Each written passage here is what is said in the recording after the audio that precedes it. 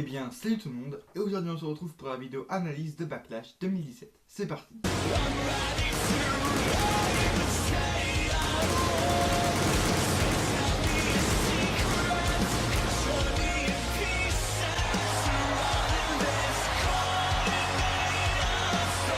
Alors oui, je la sors un peu en retard, c'est vrai. Peut-être qu'elle sortira plus rapidement maintenant parce que j'ai juste reçu une nouvelle Livebox qui améliore ma collection. Voilà, on va pas durer 15 ans non plus.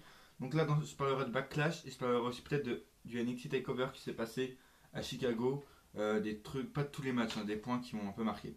On va tout de suite commencer, hein, on va pas perdre de temps. Ziggler contre Nakamura. Match, mais il a été très bon, très technique, vu que j'attendais rien. J'ai vraiment beaucoup apprécié ce match. Même si c'était une domination de Ziggler, j'ai bien apprécié. Et une fin très brutale à Nakamura, il y a du suspense, de la technique, vraiment très bon. 16 minutes de match, c'est un bon temps. Et victoire de Nakamura, normal, c'est son premier match en pay-per-view, c'est pour ça que j'ai mis la note de 8 sur 10. Uso défendait leur titre par équipe de SmackDown contre Breezango. Personnellement, j'ai trouvé le match innovant, enfin la construction du match, parce que souvent les constructions de match tag team, c'est les heels dominent, ensuite dès que le face il tag son coéquipier il domine et tout, et après voilà. Là c'était innovant parce que Breeze en fait à chaque fois il changeait de vêtements, donc à un moment il était homme de ménage, je sais pas quoi, nettoyeur, ensuite il était grand-mère et après il est revenu normal. Voilà, donc j'ai trouvé une construction de match très innovante, match tag team donc original. Très bon match ensemble, franchement les 4, même les Usos m'ont impressionné, ils sont vraiment tout donné. Fandango, une très bonne prestation. Vraiment, il a fait du très bon travail, Fandango sur le ring. J'ai toujours apprécié ce mec sur le ring. Même si les deux n'ont pas, enfin Breezango n'ont pas des gimmicks folles. J'espère en tout cas que ce match a fait prendre confiance à la WWE, que c'est de très bons catcheurs, mais apparemment la WWE a juste fait ça pour le délire. Voilà, juste pour faire réagir un peu la foule.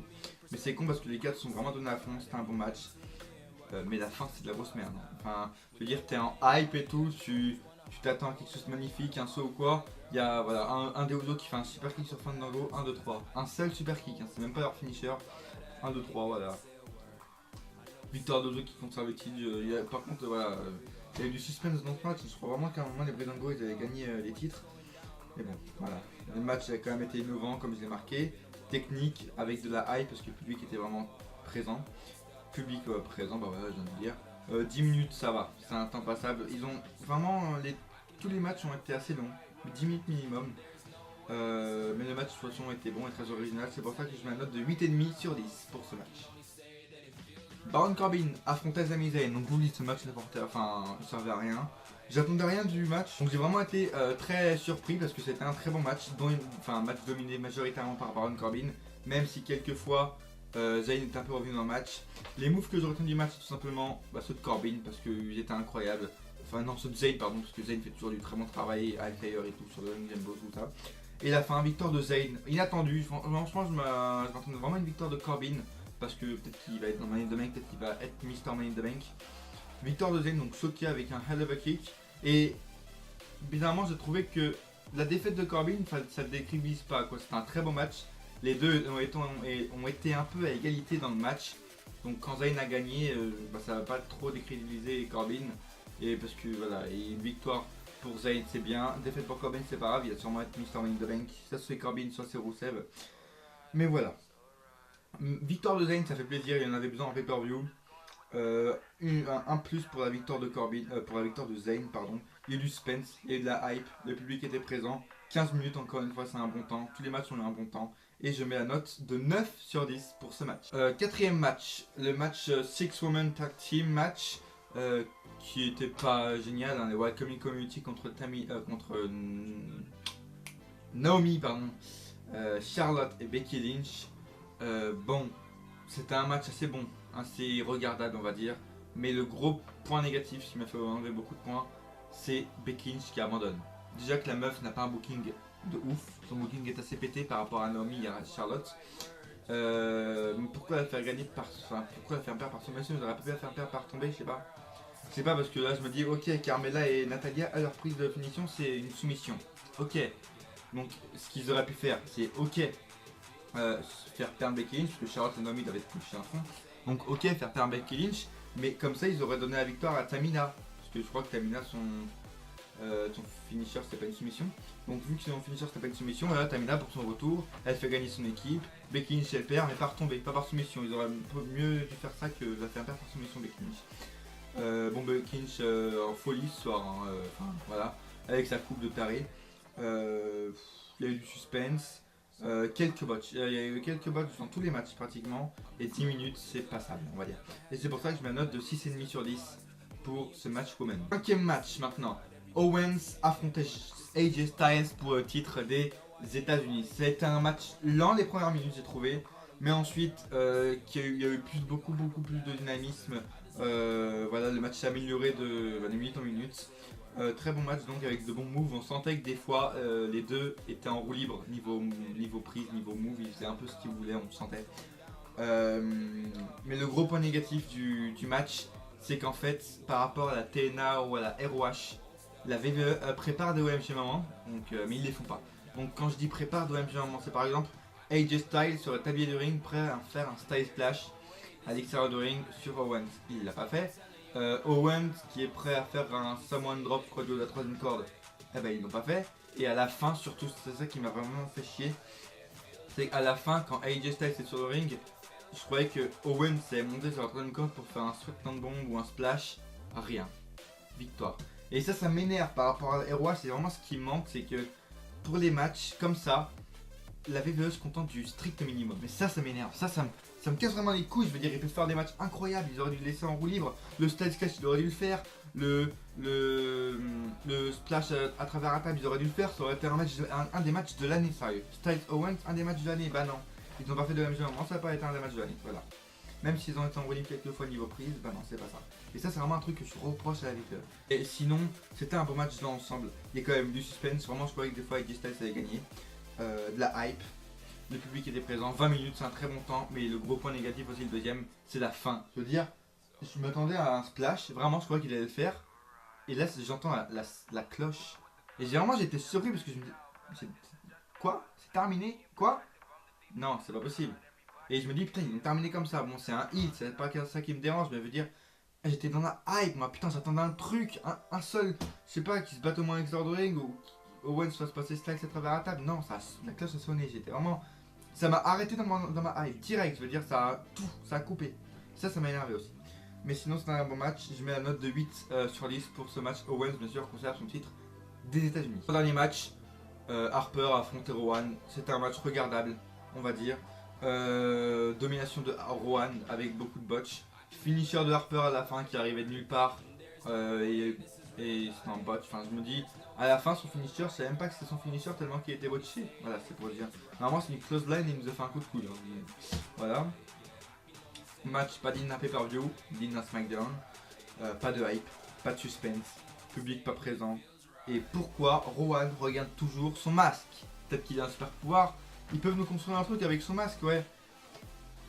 Mais ouais, je sais pas pourquoi il regarde toujours son masque. S'il nous construit un truc, c'est bien. S'il nous font rien, c'est que c'est débile.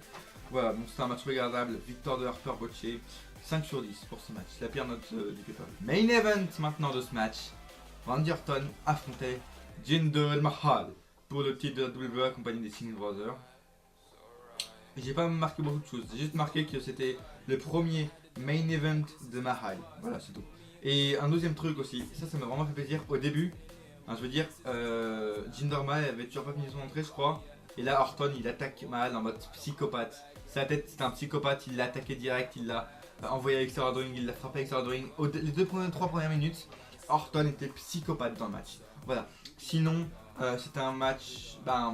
C'était un match quoi. C'était pas bien, c'était pas foufin, c'était pas foufou, c'était pas mauvais. C'était un match. Voilà. Ils auraient vraiment dû mettre comme main event le Women's Title, hein, parce que voilà. Mais c'était un match quoi. Et à la fin, c'était un peu intensifié, je veux dire.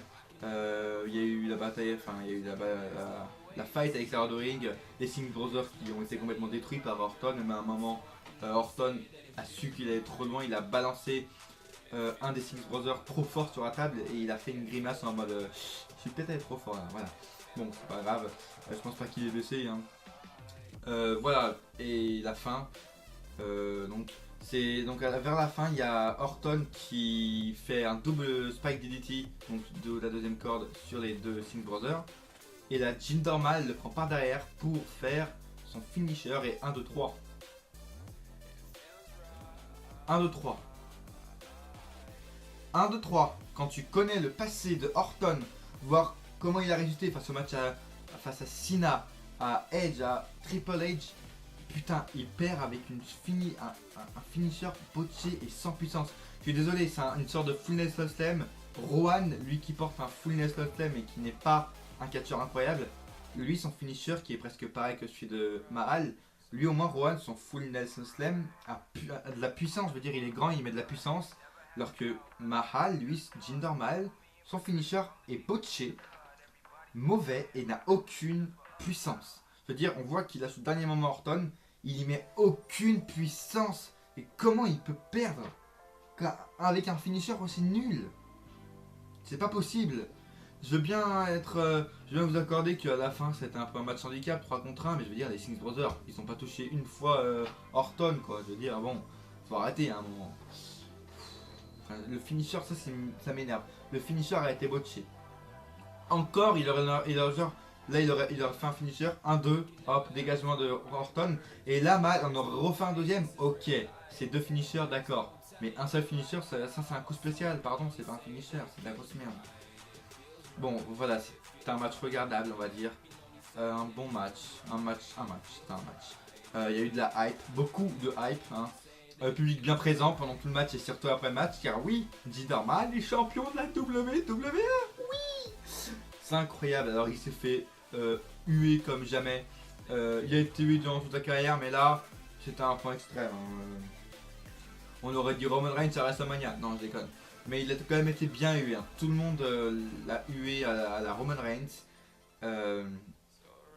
Mais voilà, Jinder Mahal champion, hype, public présent. Ouais, du suspense. 8,5 sur 10 pour ce match. Il était généreux, voilà. Je vais encore dire quelques trucs sur ce match. Ce qui m'énervait, c'est que beaucoup de personnes sur Facebook ont dit ah bah oui, mais Mahal a gagné, mais il faut arrêter de se plaindre, les gens qui se plaignent, ils m'énervent et tout. Il y a plein de gens qui disent ça, genre moi par exemple qui me plaint et tout, par exemple, des gens me le reprochaient et tout, qu'on faut arrêter de se plaindre, parce que si la WWE ils font ça pour nous, univers WWE et tout. Il faut se dire que SmackDown c'est la terre des opportunités, c'est pour ça que Jinder Mahal a gagné, mais non. Déjà, Vince McMahon et les bookers ne font pas ça pour nous, ils font ça pour le business. Les Hardy Boys, ils seront pas revenus s'ils étaient pas aussi populaires. Goldberg n'était pas revenu s'il était pas aussi populaire, donc non, ils font pas ça pour nous, vraiment pas, vraiment pas. S'ils auraient fait ça pour nous, ils auraient pas mis Goldberg champion double universel. S'ils auraient fait ça pour nous, ils auraient mis Matt Hardy Broken direct. Non, non, non, ils font pas du tout ça pour nous, ça c'est sûr, ils font ça juste pour le business. S'ils feraient ça pour nous, ils mettraient pas Roman Reigns en main eventer, ils auraient pas fait battre Undertaker par Roman Reigns, s'ils auraient fait ça pour nous. Donc non, Vince ne fait pas ça, n'a pas fait revenir la Hardy, n'a pas fait gagner Roman Reigns face à Undertaker pour nous, univers. Il a juste fait ça pour le business, ça faut arrêter.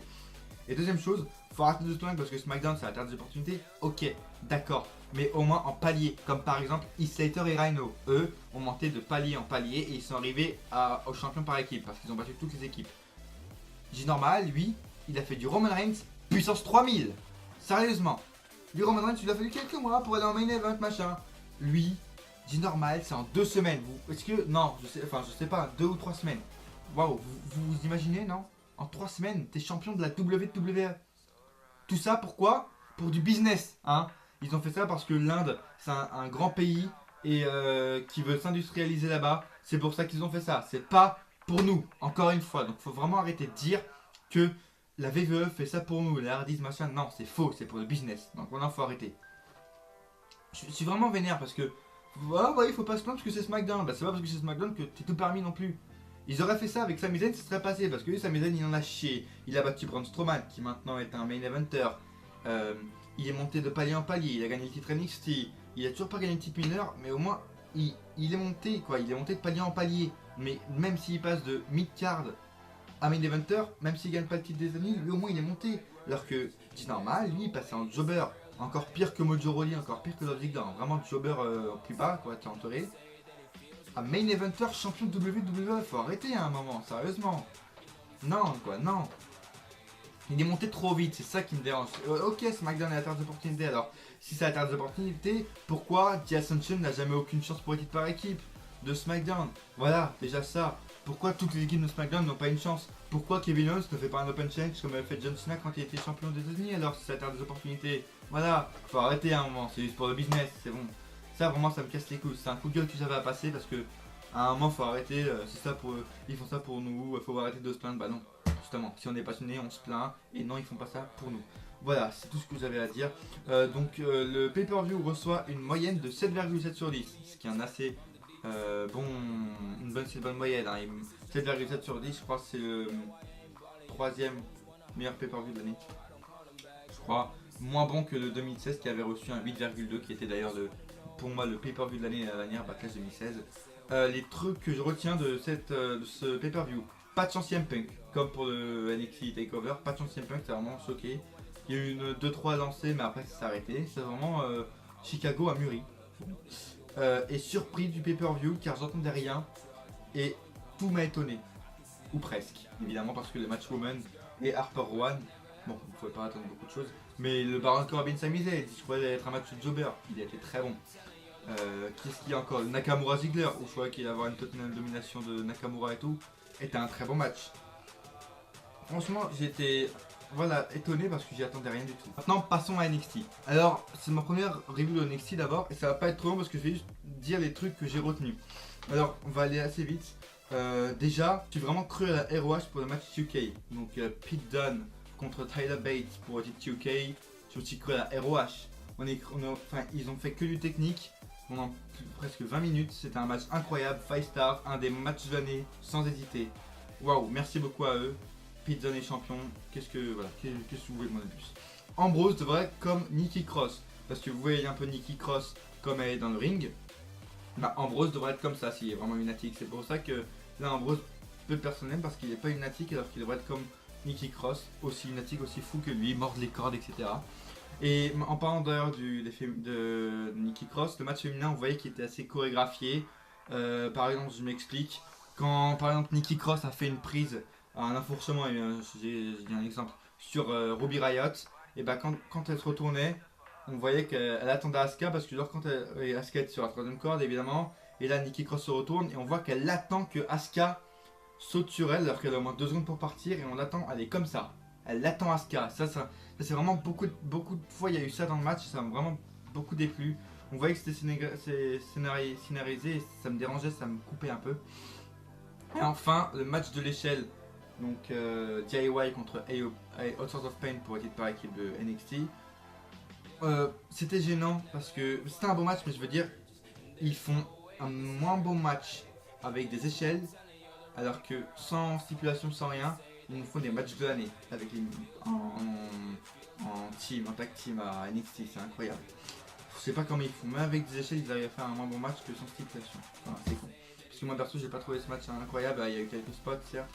Mais en tout cas, voilà. Pour le match de l'échelle, c'était gênant parce qu'on voyait que quand DIY ou Authors of Pain montaient sur l'échelle, on voyait en fait qu'ils montaient trop vite. En fait, ils étaient trop vite en haut. Et quand ils étaient en haut, ils pouvaient décrocher les titres. Hein. Par exemple, je dis n'importe quoi, DIY qui monte sur l'échelle, en fait, ils montaient trop vite. Authors of Pain était encore à genoux au sol. Et bah, DIY était en haut de l'échelle, donc ils pouvaient décrocher le titre. Et ils mettent la main sur les titres, genre ils pouvaient pas décrocher NDR alors qu'ils sont debout. Donc on voit qu'en fait qu'ils attendent Authors of Pain et ça me dérangeait parce qu'en fait ils montaient trop vite et donc on voyait qu'ils attendaient, ça me dérangeait vraiment. Voilà, c'est tout ce que j'ai retenu. Voilà, j'ai pas fait une analyse complète de NXT. N'hésitez pas à me dire dans les commentaires si vous voulez que j'analyse plus NXT Takeover si je peux évidemment. Dites-moi dans les commentaires si ça vous a plu, n'oubliez pas 150 abonnés avant WrestleMania, ça me ferait super plaisir. Les partages, là on a eu 35 partages en un mois, merci beaucoup à ceux qui ont partagé. J'ai regardé un peu mes statistiques, 35 partages en un mois c'est énorme, merci beaucoup. On fait du 400 vues par mois, merci, continuez comme ça. Laissez un commentaire, laissez votre avis. Qu'est-ce que vous pensez de Jinder Mahal champion? Est-ce que vous croyez que Breezango devrait être champion par équipe? Dites-moi tout dans les commentaires. N'hésitez pas bien sûr à vous abonner, à laisser un pouce bleu, ça fait super plaisir. Et à coup sûr on se retrouve dans une prochaine vidéo. Ou pas.